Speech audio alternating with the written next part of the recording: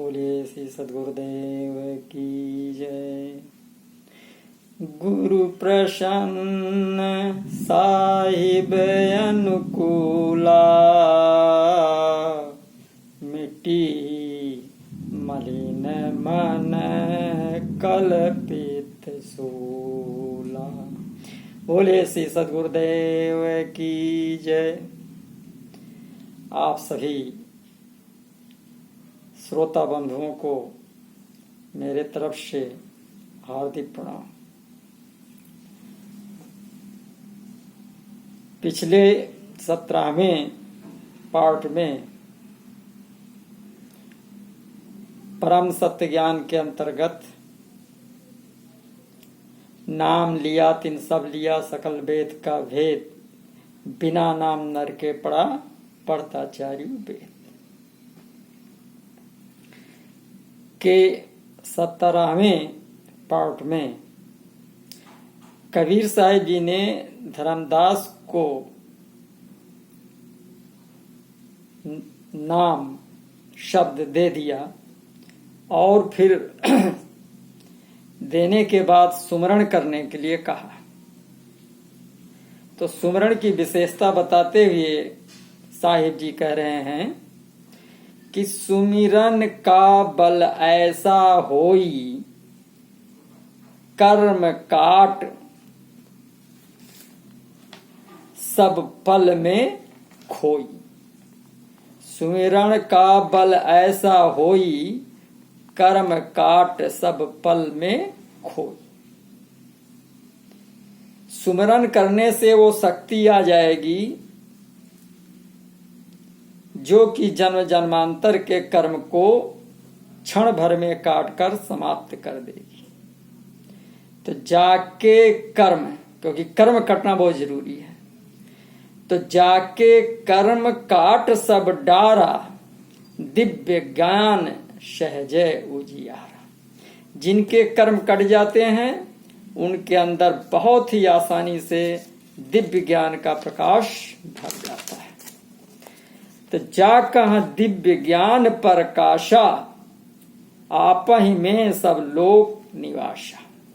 जिनके अंदर दिव्य आत्मज्ञान का प्रकाश हो गया, उसके अंदर ही अमर लोक का निवास हो गया। लोक अलोक शब्द है भाई, और जिन जाना तिन संशय जाई। लोक लोकांतर सब शब्द हैं, जिन्होंने ये अच्छे ढंग से समझ लिया उसके सभी संशय समाप्त हो जाते हैं।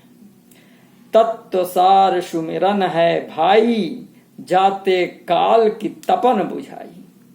सारी प्रमुखता सुमिरन में है, जिससे काल व महाकाल का त्रास समाप्त हो जाता है। सुमिरन ते सब कर्म विनाशा, सुमिरन सो दिव्य ज्ञान प्रकाशा। सुमिरन से ही सभी जन्म जन्मांतर के कर्मों का विनाश हो जाता है, तथा सुमिरन से ही दिव्य ज्ञान का प्रकाश अंतर हृदय में भर उठता है। धर्मन सुमिरन दयो लखाई, जासो हंस सबय मुक्त है। इसलिए कबीर साहब जी कहते हैं कि हे धर्मदास, मैंने तुम्हें सुमिरन की विधि बता दी है, इसी से सभी हंस मुक्त हो जाएंगे। सुमिरन से सुख होत है, सुमिरन से दुख जाए। अब कहें कबीर सुमिरन किए, साईं माही समाए। साहिब जी कहते हैं कि सुमिरन से सभी दुख कट जाते हैं और सुख का संचार हो जाता है। और इतना ही नहीं, बल्कि सुमिरन के बल से हंस परम पुरुष व अमर लोक में समा जाता है। थोड़ा सुमिरन बहुत सुख, जो कर जाने कोय, सूत न लगे बिलावना, सहजय अति सुख होए। अगर जो हंस सुमिरन की विधि अच्छे ढंग से समझ ले तो थोड़े से ही सुमिरन से अधिक सुख की प्राप्ति हो जाती है। इसमें किसी भी प्रकार की द्रव्य नहीं लगती और सहज में ही बिना कठिन परिश्रम के अत्यंत सुख की अनुभूति होती है। जब तप संयम साधना सब सुमिरन के माही, कबीर जानत संत जन सुमिरन सम कछु नाहि। जप तप संयम साधना सभी सुमिरन के ही अंतर्गत आते हैं। ये केवल संत लोग ही समझ सकते हैं, अन्यान्य नामों से समझ में नहीं आएगा। सुमिरन से बढ़कर कुछ नहीं है, सुमिरन ही सभी सुखों का सार है। सुमिरन पर सदगुरुदेव साहिब जी ने बहुत कुछ कहा है। आइए देखते हैं कि क्या सुमिरन से वाकई में सुख मिलता है, इसका वैज्ञानिक पद्धति क्या है, तो समझने का प्रयास करें। बहुत ही सिस्टमेटिक ढंग से ये बताने का प्रयास आप लोगों के समझ कर रहे हैं। सुमिरन में सुषुम्ना का विशेष महत्व है। सुषुम्ना नाड़ी से चेतना उठती है। यह मेरुदंड से होती हुई और नितंब के नीचे टांगों तक जाती है और ऊपर यही ईड़ा पिंगला से होती हुई बंकनाल तक जाती है। जब कोई सुमिरन करता है तो सुषुम्ना क्रियाशील होती है। जब सुषुम्ना क्रियाशील होती है तो समग्र चेतना बढ़ जाती है। यानी सुमिरन सुषुम्ना को चेतन करने की विधि है। कैसे सुमिरन से सुषुम्ना खुलती है, आइए इस पर विचार करते हैं। गुरुदेव जी ने जो सुमिरन की विशेष विधि बतलाई है, ये विश्व के किसी भी गुरु जनों ने नहीं बताई, इसीलिए अन्यान्य नामों से सुषुम्ना नहीं खुल पाती। आइए गुरुदेव जी की विधि पर नजर डालते हैं। साहिब जी कह रहे हैं कि ईड़ा पिंगला सुषुमन सम करे, अर्ध और ऊर्ध बिच ध्यान लावे, कहें कबीर सो संत निर्भय हुआ, जन्म और मरण को भ्रम भाने। आज्ञा चक्र पर आत्मा बैठी है, ईड़ा और पिंगला के माध्यम से शरीर में फैलती है। आत्मा ऊपर जाने की कोशिश करती है तो मन बाधा डालता है। सुषुमन मध्य बसे निरंजन, मुदे दशवां द्वारा, उसके ऊपर मकर तार है, चढ़ो संभार संभार। मन रूप में निरंजन 10वां द्वार बंद करके रखा है। कितने तपसी तप कर डारे, काया डारी कारा, गृह छोड़ भय सन्यासी, तऊ न पावत पार। इसलिए जो सुमिरन करने वाला है उसकी स्वाभाविक ही ईड़ा पिंगला लय हो जाती है। अन्य कितना भी त्याग तपस्या करने वाला उससे नहीं हो पाएगा, क्योंकि मन दुनिया में ढकेलता है और हम उस समय एकाग्र होना चाहते हैं पर मन प्रवेश लेने नहीं देता है, ब्रेक लगा रखी है, दिखता भी नहीं है। सब मिलाकर अन्यान्य साधक आंतरिक जगत की उठापटक समझ नहीं पाता। साधो अंदर झगड़ा भारी। सुषुम्ना नाड़ी खोलने की चाबी है सुरती, सुरत। साहिब जी कहते हैं कि सुरत के दंड से घेर मन पवन को। प्रथम सुरती रूपी डंडे से मन और पवन को शरीर में घेरो। मेरुदंड को सीधा रखते हुए सुखासन में बैठकर सुरत को मन पर केंद्रित करें, यानी मन के क्रियाकलाप पर ध्यान दें, उससे भटकने न दें। इस प्रकार मन को घेरना है। फिर आगे, फिर उल्टा चले। अपनी श्वासों को जो निरत के द्वारा संचालित है उसे पलटें, तो सही मायने में यही खेचरी मुद्रा है। अन्यान्य संस्थाओं में जिह्वा को पलटना खेचरी मुद्रा बताते हैं, ये भ्रम है।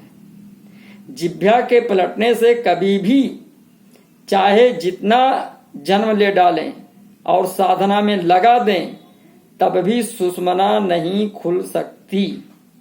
सुषुम्ना खोलने के लिए पवन को पलटना पड़ेगा।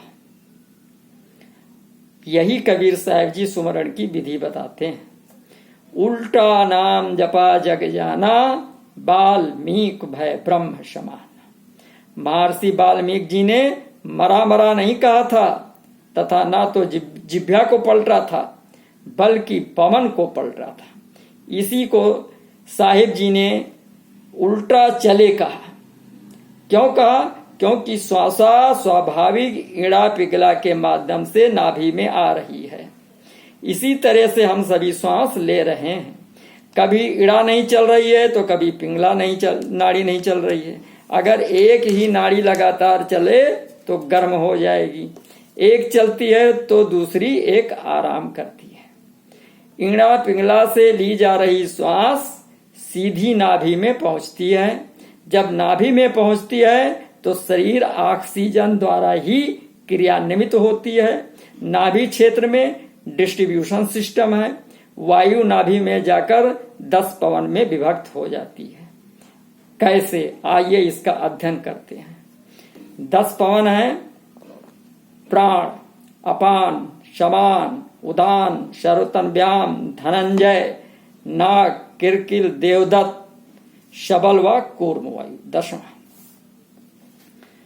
तो अपान वायु का कार्य है भोजन को सरकाकर पाचन तंत्र में लाना तथा पाचन तंत्र से भोजन को पचाकर मल बाहर करना। अपान वायु का बहुत बड़ा कार्य है। इसके बिगड़ जाने से ही बीमारियां होती हैं।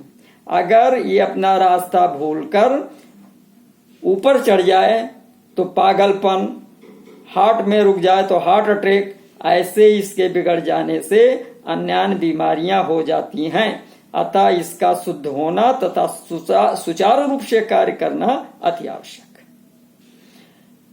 फिर दूसरा उदान वायु, ये कलेजे में रहती है।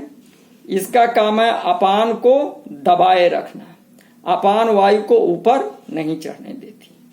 फिर तीसरा है प्राण वायु, इसका निवास हृदय में है।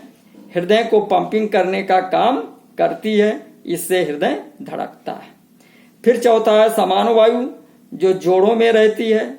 हम इसी के कारण टांगों, बाजुओं, हाथों की उंगलियों आदि को फोल्ड कर लेते हैं, पर मुर्दों की बाजू मोड़ो तो नहीं मुड़ेगी, उंगलियां आदि जोड़ नहीं मुड़ते, क्योंकि समान वायु निकल गई।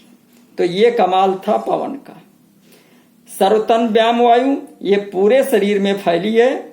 ये शरीर को मोटा होने से रोकती है।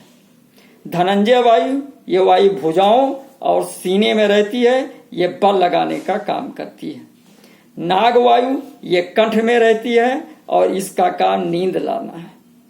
किरकिल वायु, ये वायु नासिका के अग्रभाग में रहती है। इसका कार्य छींकना है। ये सभी वायुओं को मिलने नहीं देती है।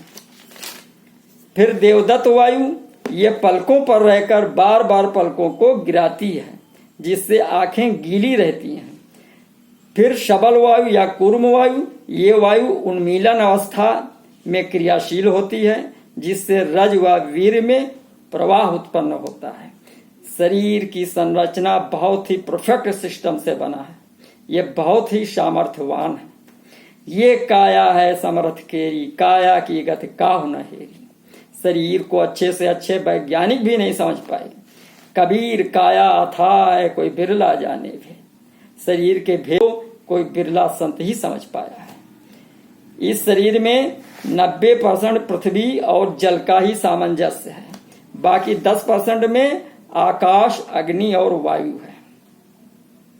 आदमी का जिस्म क्या है जिस पर शैला है जहां, एक मिट्टी की इमारत, एक मिट्टी का मकान, खून का गारा इसमें, ईंट इसकी हड्डियां, चंद श्वासों पे खड़ा है एक ख्याले आसमां। मौत की पुरजोर आंधी आके जब टकराएगी, टूट कर ये इमारत खाक में मिल जाएगी। तो इस प्रकार श्वास ही शरीर को क्रियाशील बनाए हुए है। इस श्वास या पवन को सुरति द्वारा एकाग्र करना है। इसके लिए सदगुरु द्वारा, साहिब जी द्वारा प्रदत्त नाम के सहारे इसकी गति को नियंत्रित करना है। अतः हर श्वास में सुमरन होना अति आवश्यक है, क्योंकि जिंदगी श्वास पर आधारित है। जितने श्वासें परमात्मा द्वारा मिली है उतनी ही ले पाओगे, इसी से उम्र का हिसाब है। जितना कम श्वास खर्च करोगे उम्र व शरीर का स्वास्थ्य बढ़ेगा, जितना खर्च करोगे उम्र और स्वास्थ्य घटेगा।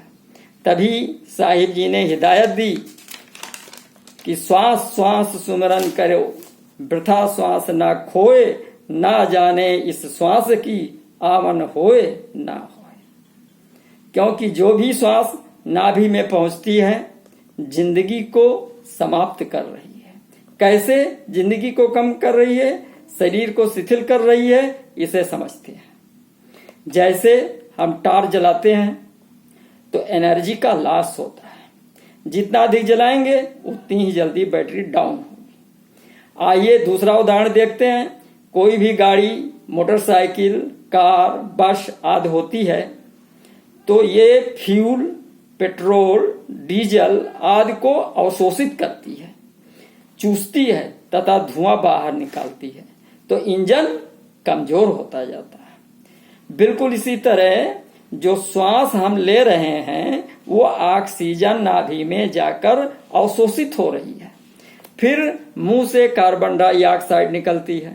हर प्रश्वास व अपान वायु कार्बन डाइऑक्साइड बन जाती है, क्योंकि श्वास लेने पर शरीर पर, सेल्स पर असर पड़ता है।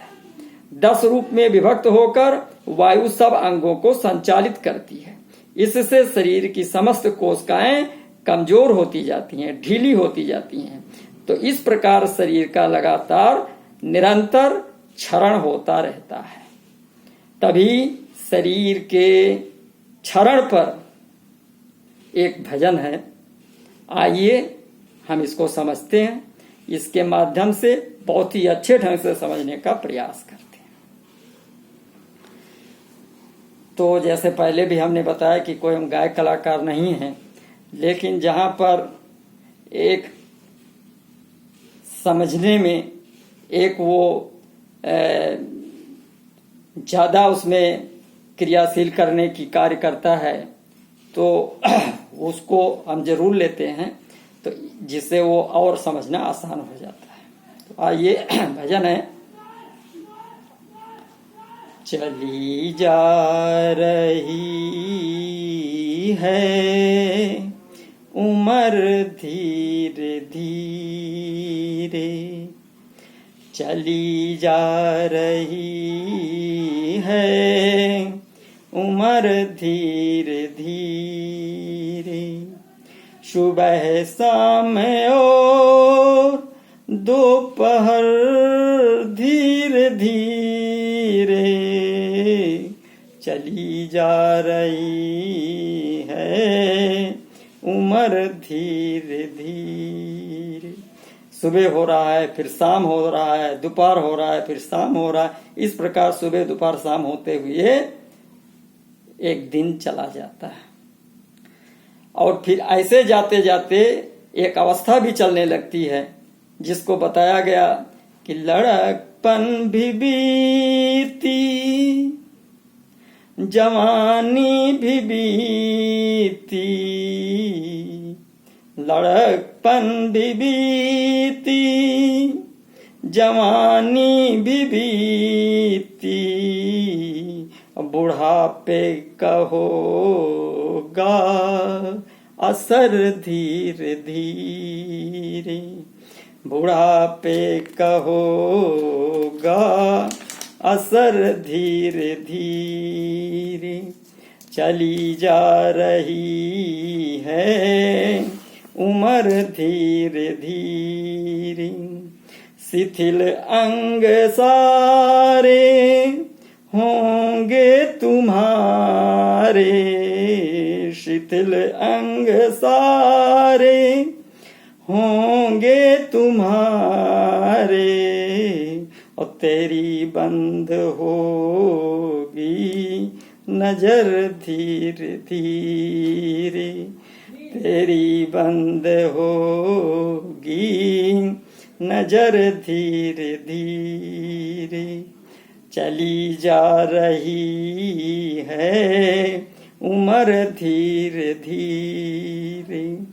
ये हाथ पाँव में तेरे बल ना रहेगा, ये हाथ पाँव में तेरे बल ना रहेगा, और झुकेगी तुम्हारी कमर धीरे धीरे, झुकेगी तुम्हारी कमर धीरे धीरे चली जा रही है उम्र धीरे धीरे। जो आया उसे यहाँ उसे जाना पड़ेगा, जो आया यहाँ उसे जाना पड़ेगा, और नहीं कोई इसमें कसर धीरे धीरे, नहीं कोई इसमें कसर धीरे धीरे चली जा रही है उम्र धीरे धीरे। तो बुराई को ऐ हंस कर दूर दिल से, बुराई को ऐ हंस कर दूर दिल से, तभी होगी साहिब की मेहर धीरे धीरे, तभी होगी साहिब की मेहर धीरे धीरे चली जा रही है उम्र धीरे धीरे। बोले श्री सद्गुरुदेव की जय।